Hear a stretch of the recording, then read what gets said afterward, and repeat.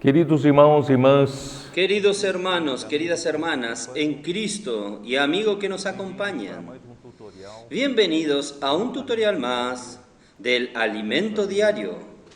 En esta oportunidad, el plan de la salvación divina. Y nosotros vamos a hablar el mensaje 3. El mensaje 3 tiene como título el plan de la salvación divina. El plan de la salvación divina.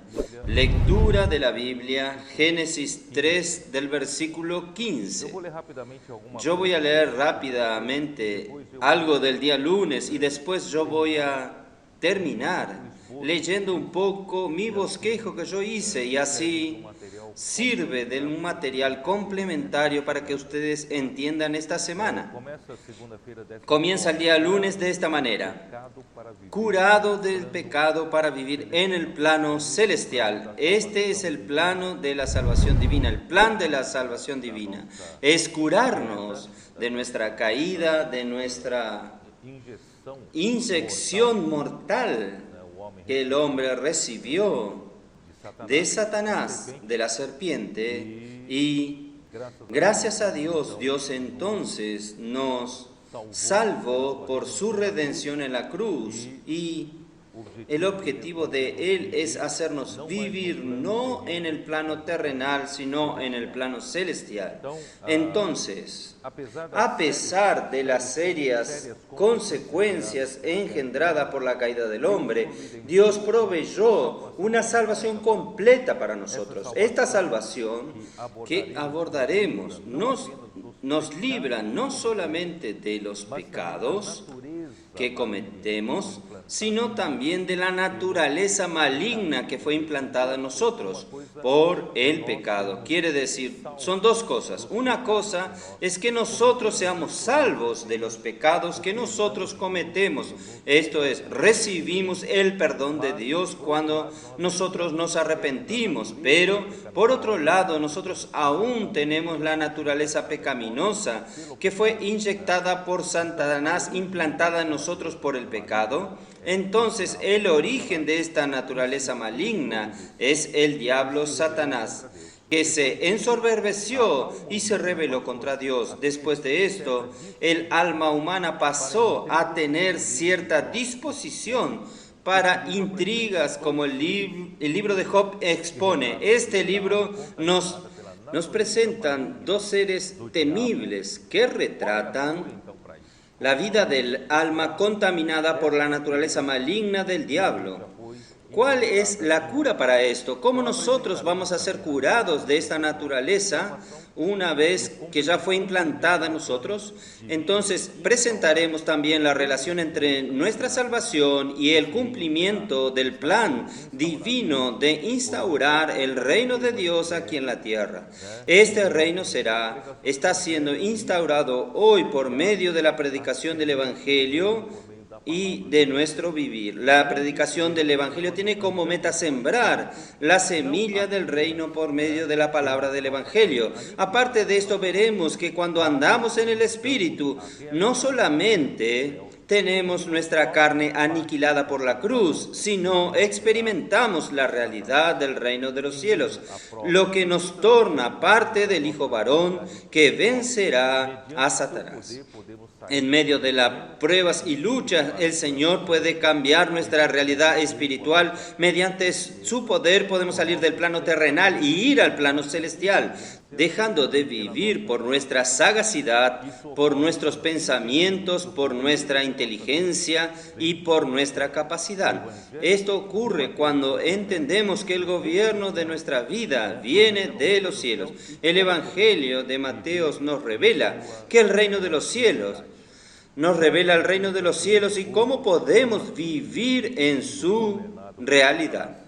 Gracias a Dios, la iglesia hoy es una isla en este mundo gobernado por Satanás, porque en el Evangelio de Juan, la Biblia dice que el mundo yace en el maligno. Y Jesús dijo que Él es el príncipe de este mundo.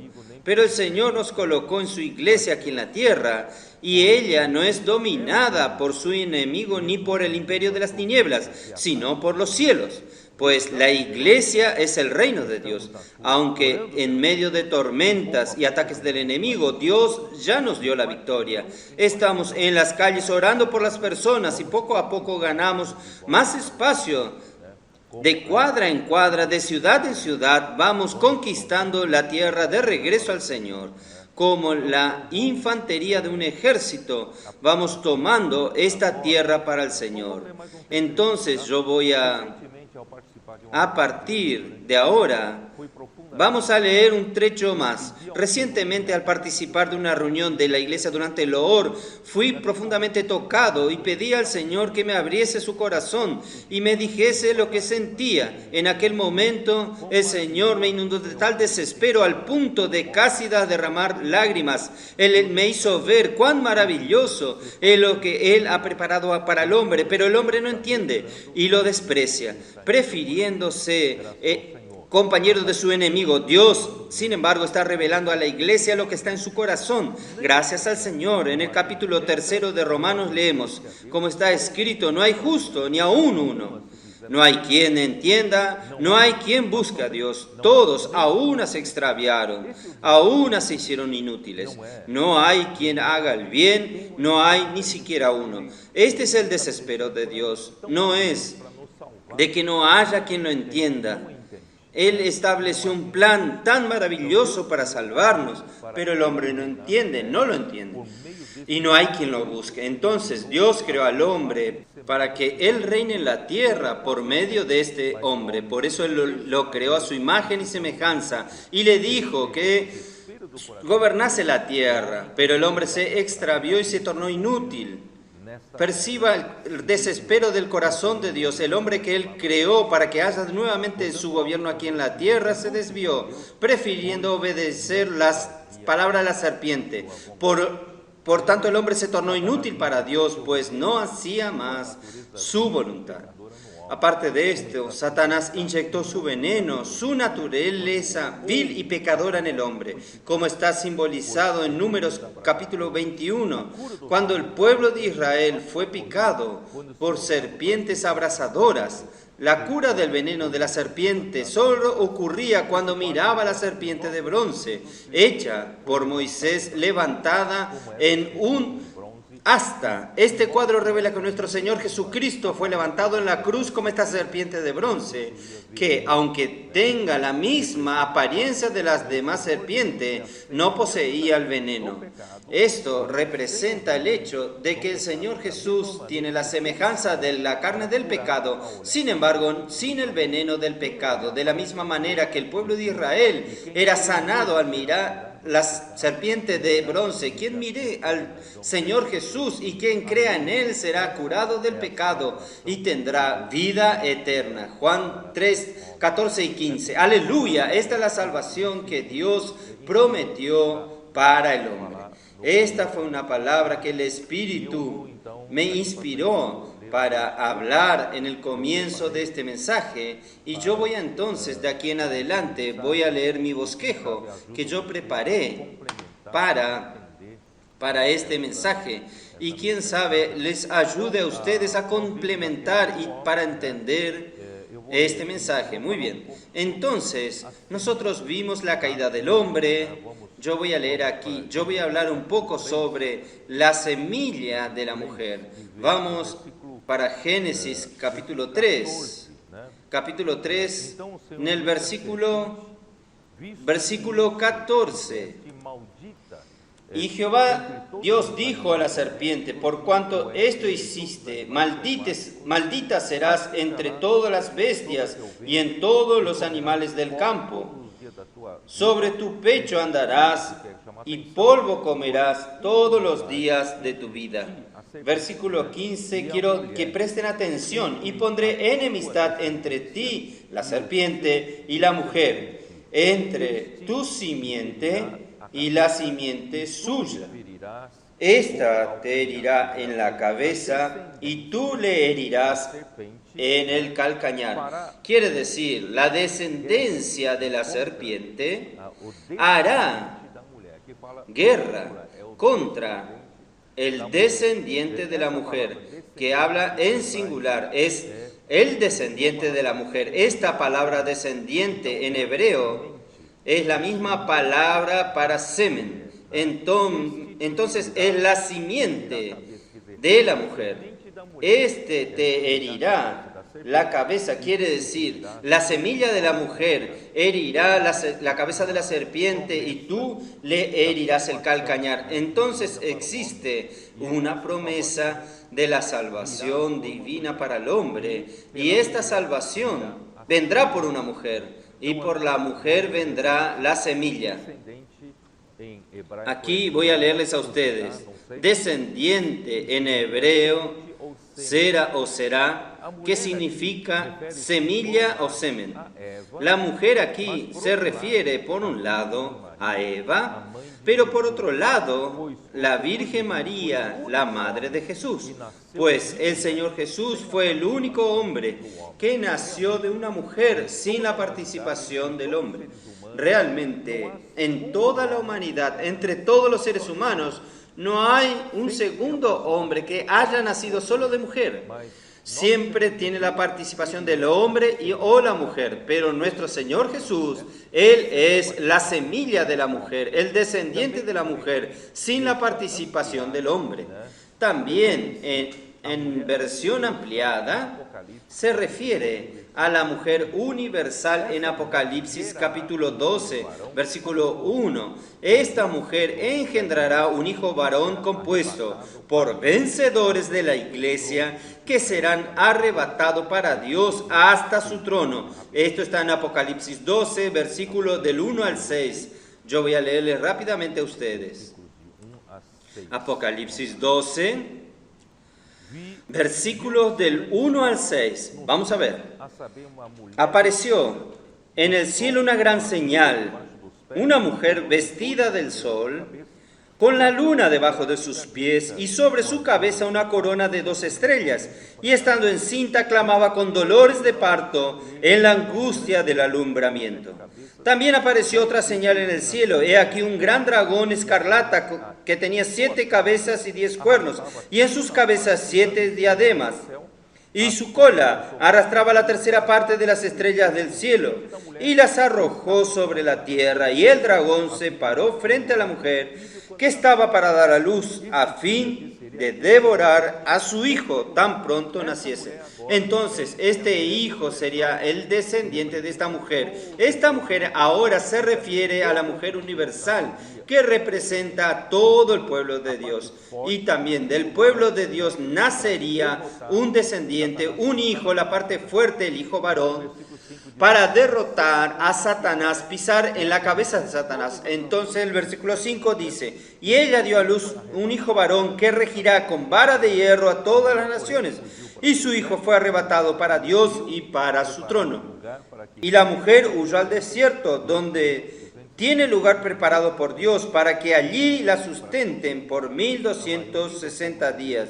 Muy probablemente este lugar para sustentar a la mayoría del pueblo de Dios será aquí en América del Sur. Por eso que estamos haciendo el colportaje dinámico, estamos lanzando las semillas del reino a través de los libros, y son millones y millones de libros distribuidos cada año, para cuando la mujer huya, la mujer universal huya de la gran tribulación. Aquí esta mujer tendrá alimento, y el hijo varón, la parte vencedora, será arrebatada. Esta parte será arrebatada al tercer cielo junto al trono de Dios. Antes de la gran tribulación representa este primer arrebatamiento, el arrebatamiento principal de los vencedores, su arrebatamiento. Ellos vencieron.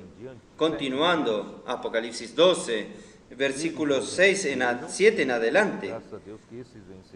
Ellos lo vencieron, gracias al Señor que estos vencedores, el hijo varón, ellos lo vencieron. Yo voy directo al versículo 11. Y ellos le han vencido por medio de la sangre del Cordero y de la palabra del testimonio de ellos, y menospreciaron sus vidas hasta la muerte.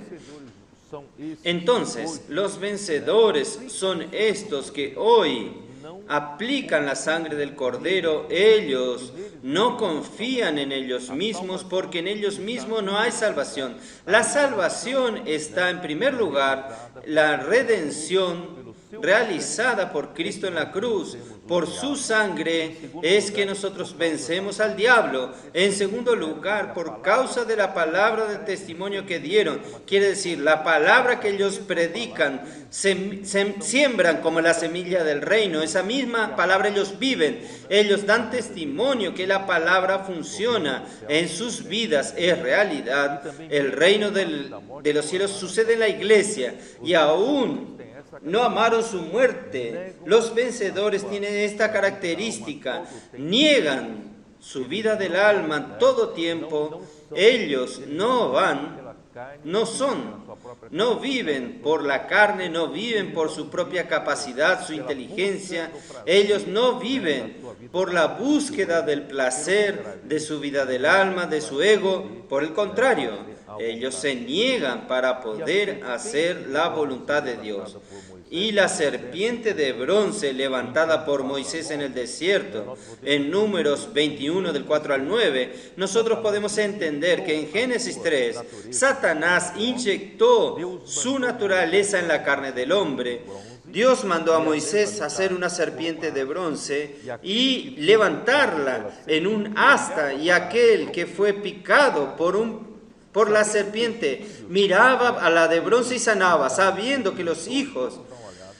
Esto está en Hebreos 2. Vamos a mirar Hebreos 2. Hebreos 2 dice así, versículo 14. Así que por cuanto los hijos participaron de carne y sangre, él también participó de lo mismo, para destruir por medio de la muerte al que tenía el imperio de la muerte, esto es, al diablo, y librar a todos los que por el temor de la muerte estaban durante toda la vida sujetos a servidumbre.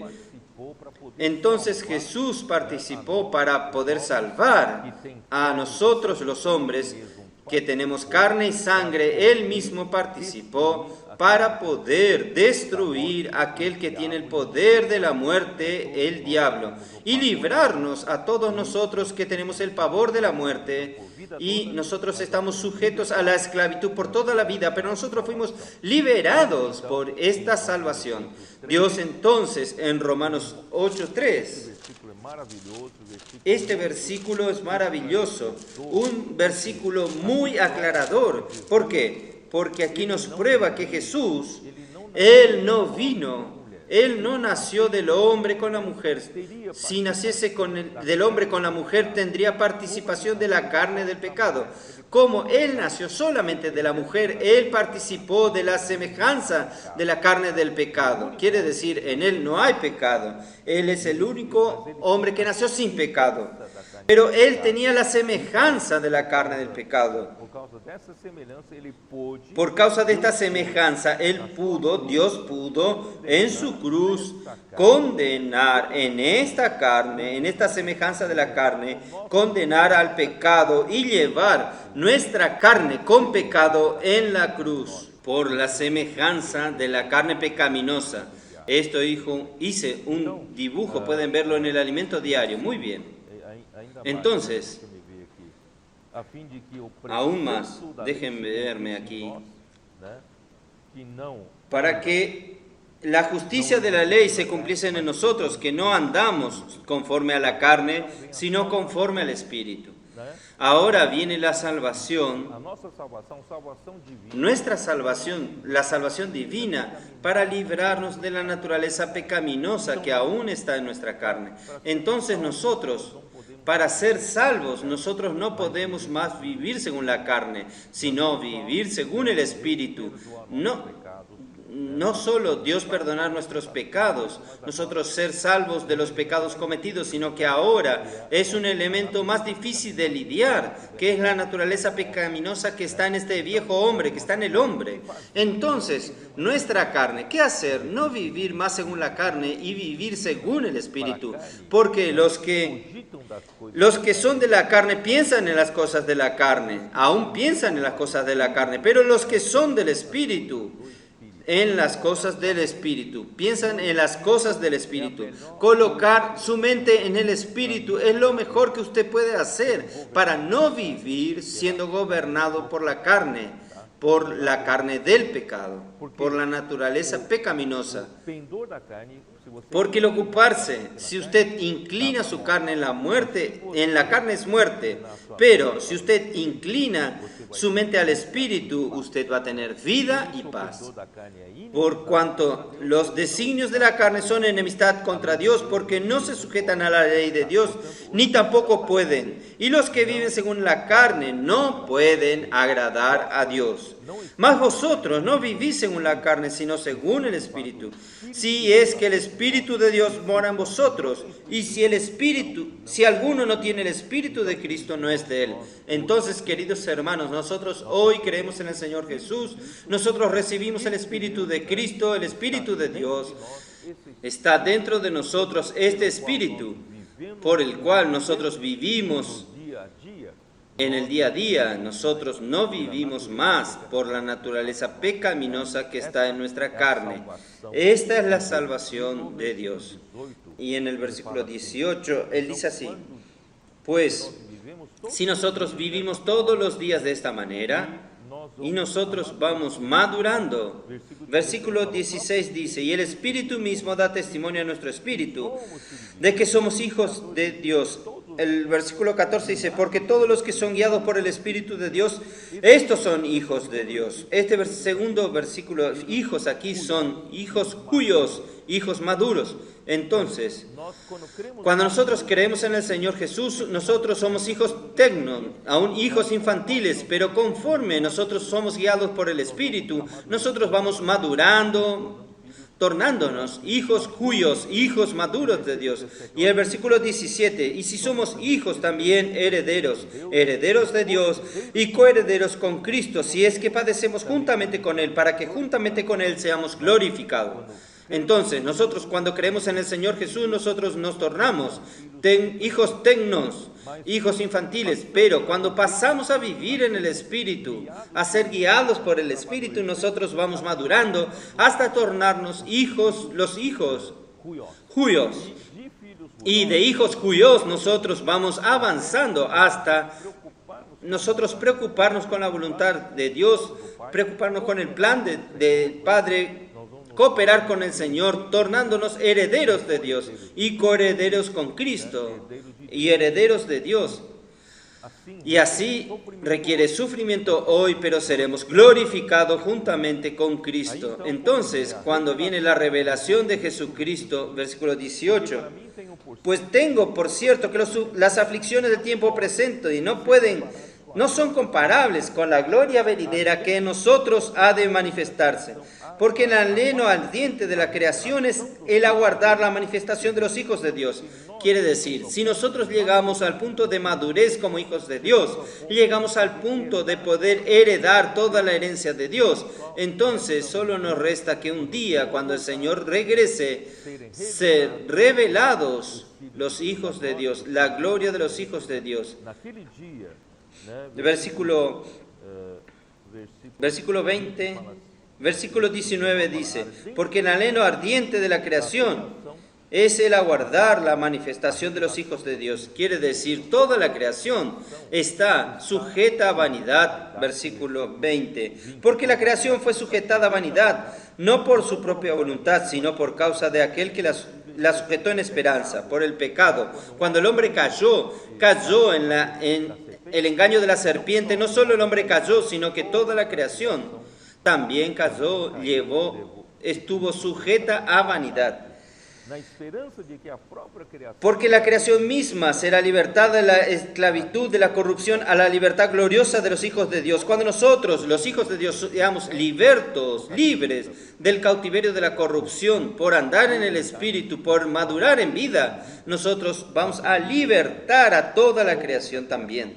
Porque sabemos que toda la creación gime a una, y a una está con dolores de parto hasta ahora, y no solo ella, sino que también nosotros mismos, que tenemos la primicia del Espíritu, nosotros también gemimos dentro de nosotros mismos, esperando la filiación, la redención de nuestro cuerpo. Cuando el Señor Jesús regrese, nosotros entonces seremos transfigurados, hasta nuestro cuerpo será revestido de un cuerpo de gloria. Entonces nosotros seremos totalmente espirituales, celestiales, porque la transformación de nuestra alma comienza por la renovación de nuestra mente. Esto está en Romanos 12, versículo 2, que dice así: no os conforméis a este siglo, sino transformaos por medio de la renovación de vuestro entendimiento, para que comprobéis cuál sea la buena voluntad de Dios, agradable y perfecta. Quiere decir, nuestra mente está acostumbrada a vivir en la vanidad de nuestro pensamiento en el viejo hombre.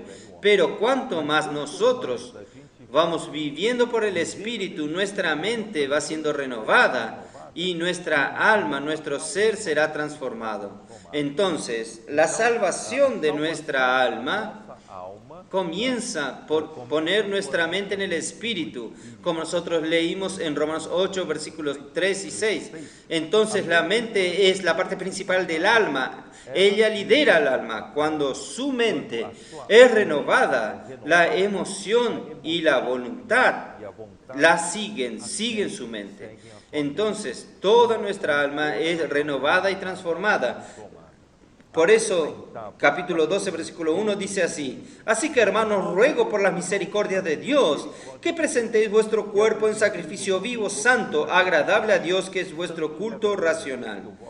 Entonces, aquí dice, no solamente tenemos una mente renovada, sino nosotros tenemos nuestro cuerpo dispuesto, presentado en el altar para servir al Señor.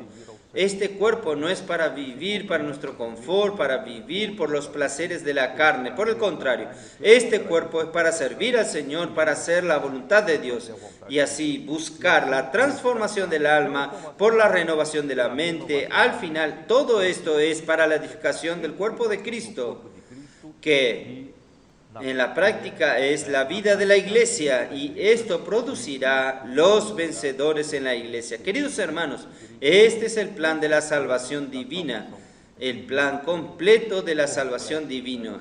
Por eso, en Mateo 16, versículo 24, dice lo siguiente. Vamos a ver, Mateo 16. Para eso requiere que nosotros aprendamos a no hacer la voluntad de nuestra carne. ¿De qué manera? Mateo 16, versículo 24. Entonces Jesús dijo a sus discípulos: si alguno quiere venir en pos de mí, niéguese a sí mismo, tome su cruz y sígame. Quiere decir, este hombre que quiere ser un vencedor, quiere ser transformado, tener su mente renovada, tener su alma transformada, entonces es necesario que él tome algunos recaudos en su vivir. ¿Cuál es el primer recaudo? Es seguir al Señor. Y seguir al Señor es no seguir su propia voluntad, no seguir según sus propios pensamientos, sino seguir al Señor, ser simples y obedecer y seguir al Señor. Para eso necesita tomar la cruz y seguir al Señor. Quiere decir, no llevar mi voluntad a la cruz, llevar mi alma a la cruz, llevar mi mente a la cruz, para que este hombre pueda ser obediente y seguir al Señor. Porque todo el que quiera salvar su vida, sí que la perderá. Si usted no quiere abandonar su vida del alma, su manera antigua de vivir, usted va a perder la salvación de su alma. Pero ¿quién perder la vida? Sí que por causa de él la hallará. Quiere decir, usted ganará la salvación del alma, su alma será salva. Porque Porque así, ¿qué aprovechará al hombre si ganara el mundo y prefiere el alma? Usted, por no querer negar su alma, su voluntad, aunque gane todo el mundo, ¿qué va a ser de provecho para usted? Cuando usted muera, usted no va a poder dejar nada de esto. Por eso, porque el Hijo del Hombre vendrá en la gloria de su Padre con sus ángeles y entonces pagará a cada uno conforme a sus obras. Por tanto, hermanos, vale la pena hoy nosotros disfrutar, ir por esta línea de la salvación completa de Dios, para que Dios pueda salvarnos completamente nuestro espíritu, nuestra alma y también nuestro cuerpo. Negarse a sí mismo es desistir de vivir por la capacidad de su alma. Mortificarla para vivir por el espíritu. Esto quiere decir seguir al Señor por la transferencia del plano terrenal para el plano espiritual celestial. La cruz mata la vida del alma, mata el ego, mata la capacidad natural.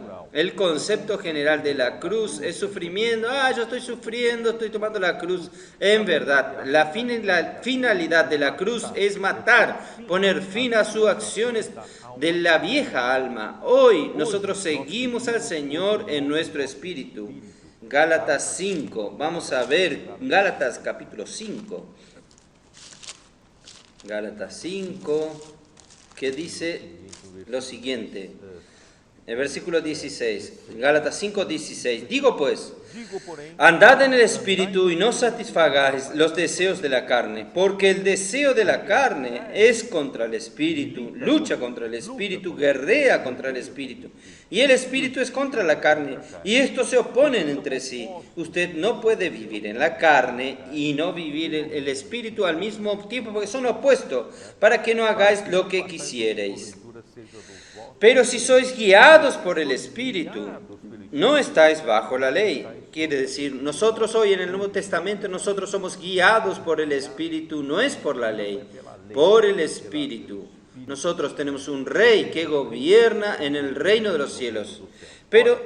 Y manifiestas son las obras de la carne, que son adulterio, fornicación, inmundicia, lascivia, idolatría, hechicería, enemistades, pleitos, celos, iras, contiendas, disensiones, herejías, envidias, homicidios, borracherías, orgías y cosas semejantes, acerca de las cuales os amonesto que ya os he dicho antes que los que practican tales cosas no heredarán el reino de Dios. Si usted insiste en no negar su vida del alma, su ego, la voluntad de su carne, usted va a caer en la práctica de algunas de estas cosas y usted no va a heredar el reino de Dios. Entonces, hermanos, vamos a vivir en el Espíritu, porque el fruto del Espíritu es amor, gozo, paz, paciencia, benignidad, bondad, fe, mansedumbre, templanza. Contra tales cosas no hay ley. Pero los que son de Cristo han crucificado la carne con sus pasiones y deseos. Si vivimos por el Espíritu, andemos también por el Espíritu. No nos hagamos vanagloriosos, irritándonos unos a otros, envidiándonos unos a los otros, sino para vivir en paz en la iglesia como hijos maduros, para edificar la iglesia, para que el Señor pueda volver el reino de los cielos, para que sea traído este reino a la tierra. Si estamos dispuestos a perder la vida del alma, ganaremos la salvación del alma y el Señor nos recompensará en su venida. La regeneración nos dio una viva esperanza. Esto está en 2 Pedro, capítulo 1, versículo 3. Como todas las cosas que pertenecen a la vida y a la piedad, nos han sido dadas por su divino poder, mediante el conocimiento de aquel que nos llamó por su gloria y excelencia, por medio de las cuales nos han sido dado preciosas y grandísimas promesas, para que por ella llegasteis a ser participantes de la naturaleza divina, habiendo huido de la corrupción que hay en el mundo, a causa de la concupiscencia. Entonces, si nosotros avanzamos de esta manera, negándonos a nosotros mismos, buscando vivir en el Espíritu, andar en el Espíritu, nosotros cada vez más vamos a participar de la naturaleza divina, y por esta naturaleza divina es que conseguimos vivir esta vida en el plano celestial como el pueblo del reino de Dios. Y si estas cosas avanzan en nosotros, versículo 8, porque si estas cosas están en vosotros y abundan, no os dejarán estar ociosos ni sin fruto en cuanto al conocimiento de nuestro Señor Jesucristo. Versículo 11. Porque de esta manera os será otorgada amplia y generosa entrada en el reino eterno de nuestro Señor y Salvador Jesucristo. Entonces nosotros vamos a entrar en la manifestación del reino de los cielos, aquellos que hagan parte del Hijo varón. Entonces, por eso nosotros no esperamos nada de aquí de la tierra. Hebreos capítulo 11, no voy a leer, ustedes lean 8 al 10 y versículo 16. Nosotros debemos buscar y esperar las cosas de arriba, como dice Colosenses 1 al 3. Abraham, él esperaba la ciudad que tiene fundamentos, la patria superior, la patria celestial. Abraham, que fue el padre de la fe, él recibió la promesa de Dios y tener como herencia una tierra, la buena tierra de Canaán, pero él murió sin obtener nada de esto, no obtuvo esta tierra. ¿Por qué? Porque él esperaba la ciudad de los cielos, que tiene fundamento en la patria superior. Nuestra salvación también hoy, que está preparada para ser revelada en los últimos tiempos, pero hoy nosotros debemos restringir nuestra alma, permitir que ella pase por el fuego para aumentar el grado de pureza de nuestra fe, como en el refinar del oro, y por fin obtendremos la salvación de nuestra alma. Todo esto está en 1 Pedro capítulo 1. Y por fin, el viejo hombre y el nuevo hombre. Ustedes pueden leer esto en Efesios 4, del 20 al 24, y Colosenses 3, 10 y 11. La nueva creación está en Gálatas 5, 22 al 26, 6, 15 al 16. Es el misterio de la voluntad de Dios, Efesios 1, 9 al 10, que el misterio de la voluntad de Dios es hacer que todas las cosas converjan en Cristo y Cristo ser la cabeza sobre todas las cosas. Entonces, para esto Dios lo resucitó de entre los muertos y lo hizo sentarse en los lugares celestiales sobre todo principado y poder, y la iglesia entonces será su plenitud. Esto está en Efesios 1, versículos del 19 al 23. Y juntamente con Cristo, Dios nos hizo sentarnos también en los lugares celestiales en Cristo. Efesios 2 y 6 y Colosenses 3, 1 al 4. Quiere decir, no estamos más espiritualmente hablando. La iglesia no está aquí en la tierra. Nosotros tenemos los cuerpos aquí en la tierra para vivir en la tierra, pero nosotros somos, ¿qué? La iglesia es celestial. La iglesia está sentada en los lugares celestiales en Cristo. Por tanto, hermanos, no dejemos nuestra mente aquí en la tierra. Vamos a colocar nuestra mente en las cosas celestiales, en las cosas de los cielos.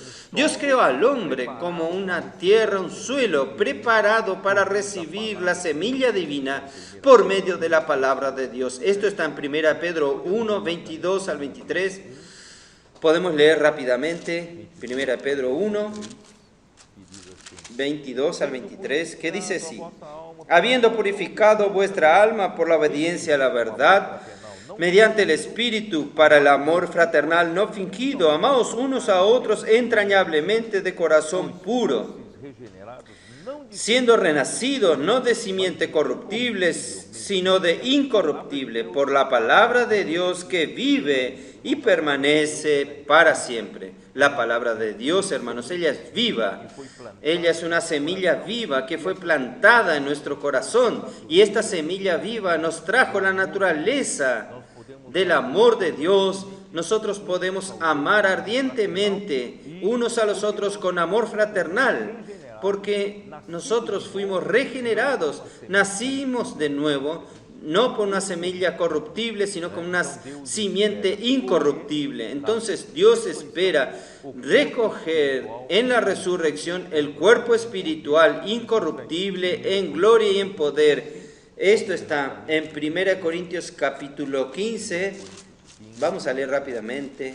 1 Corintios capítulo 15.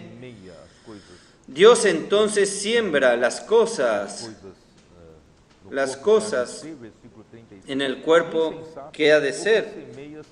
Versículo 36, necio, lo que siembra no se vivifica sino muere, y lo que siembra no es el cuerpo que ha de salir, sino el grano desnudo, ya sea de trigo o de otro grano. Quiere decir, Dios nos está sembrando hoy en este cuerpo material, aquí en la tierra, pero Dios espera cosechar un cuerpo espiritual de nosotros. Versículo 42. Así también en la resurrección de los muertos, se siembra en corrupción, resucitará en incorrupción. Se siembra en deshonra, resucitará en gloria. Se siembra en debilidad, resucitará en poder. Se siembra en cuerpo animal, resucitará cuerpo espiritual.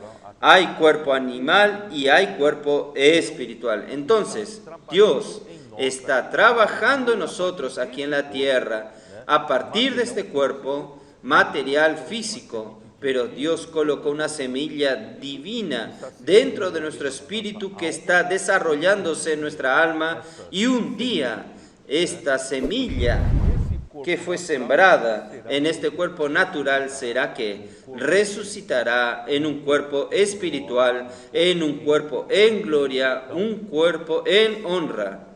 Este es el resultado final del plan eterno, el plan pleno, completo de la salvación divina.